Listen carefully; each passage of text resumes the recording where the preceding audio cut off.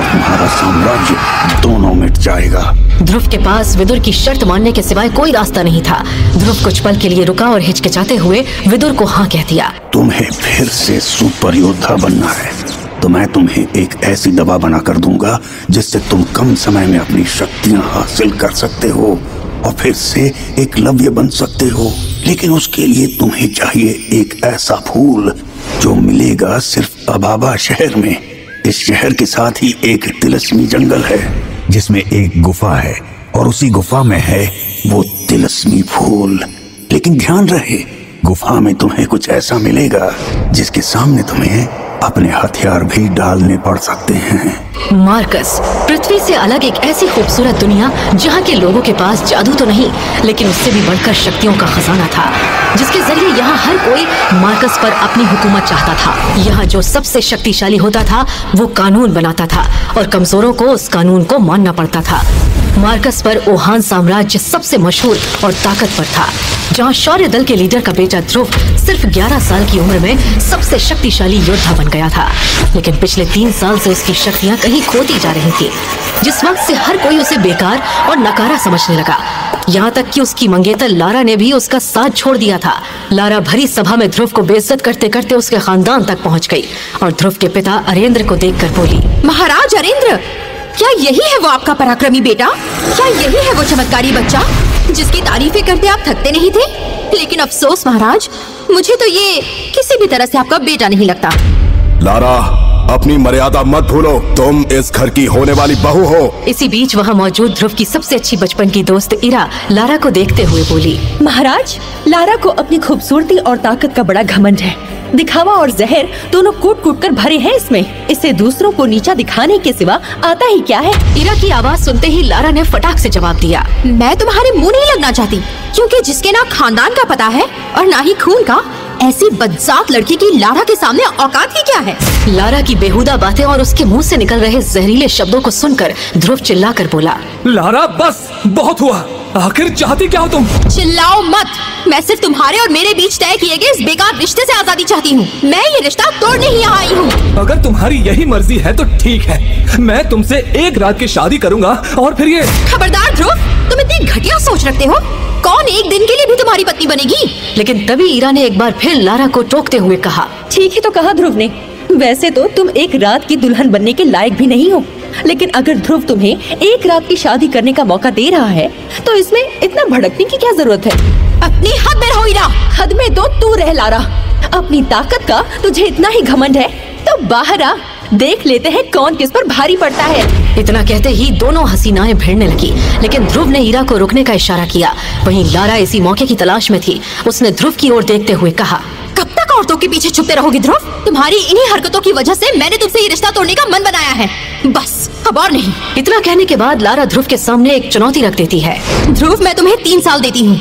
अगर तुमने 3 साल बाद जंग में मुझे हरा दिया तो मैं तुमसे शादी कर लूंगी, लेकिन अगर तुम हार गए तो जिंदगी भर के लिए तुम्हें मेरा गुलाम बनकर रहना होगा। लारा की इस चुनौती को सुनकर वहाँ मौजूद सभी लोग बातें करने लगे, लेकिन अचानक से ध्रुव की आवाज आई, लारा, मुझे तुम्हारी चुनौती मंजूर है।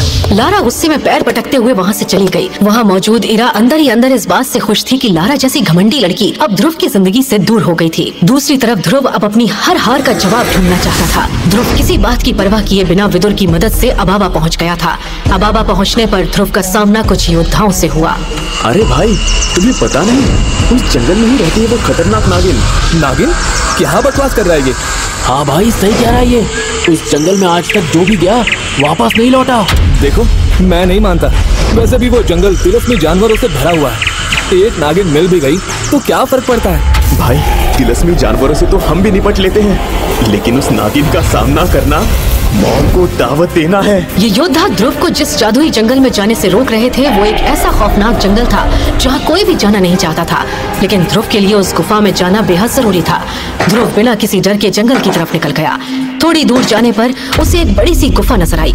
उस गुफा को देखकर ध्रुव बिना किसी हिचकिचाहट के अंदर बढ़ा और थोड़ा अंदर जाते ही ध्रुव के सामने पत्थर से बनी एक नागिन आ गई, जो 50 फीट लंबी थी। ये नागिन पत्थर से बनी थी, जिस वजह से उस पर किसी हथियार का कोई असर नहीं होता था। पत्थर की होने के बावजूद वो नागिन हवा में उड़ सकती थी। आचार्य, ये क्या बला है? लगता है ये वही इच्छाधारी नागिन है। वो तो मुझे भी दिखाई दे रहा है। अब क्या करें? इससे कैसे बचे? हिलना मत ध्रुव। अगर इसने तुम्हें डस लिया तो सबकी एक राय पर पानी फिर जाएगा। तुमने थोड़े दिनों में जो भी शक्तियां हासिल की हैं, वो सारी शक्तियां खो जाएंगी। तुम पहले जैसे कमजोर योद्धा बन जाओगे और मैं भी कुछ नहीं कर पाऊंगा।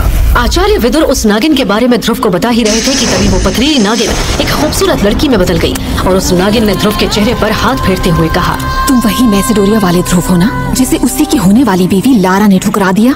ध्रुव नागिन की खूबसूरती को देखकर उसमें खो गया था। उसे अपनी आंखों पर विश्वास नहीं हो रहा था, लेकिन अपने बारे में उसके मुंह से सुनकर वो हैरान था कि कोई इच्छाधारी नागिन कैसे उसकी जिंदगी के बारे में जानती थी। कौन हो तुम? मेरे बारे में इतना कैसे जानती हो? ये सब छोड़ो ध्रुव, मुझे पता है कि तुम यहाँ क्यों आए हो और तुम्हें चाहिए क्या, लेकिन इसके लिए पहले तुम्हें मेरी एक शर्त माननी होगी। कैसी शर्त? तुम्हें मेरे साथ एक रात बितानी होगी ध्रुव। बोलो ध्रुव, लारा और ईरा को भूलकर सिर्फ एक रात, उसके बाद तुम जो कहोगे मैं वो करूंगी। ध्रुव के सामने ईरा और लारा का चेहरा घूमने लगा था। एक तरफ उसे लारा की बेवफाई नजर आ रही थी तो दूसरी तरफ ईरा का साथ नजर आ रहा था। वहीं अब ये इच्छाधारी नागिन उसके सामने थी जो उसके साथ एक रात बिताना चाहती थी। लेकिन कुछ ही घंटों बाद ध्रुव उस जादुई फूल को लेकर गुफा से बाहर निकल आया। ये देखकर विदुर हैरान रह गया।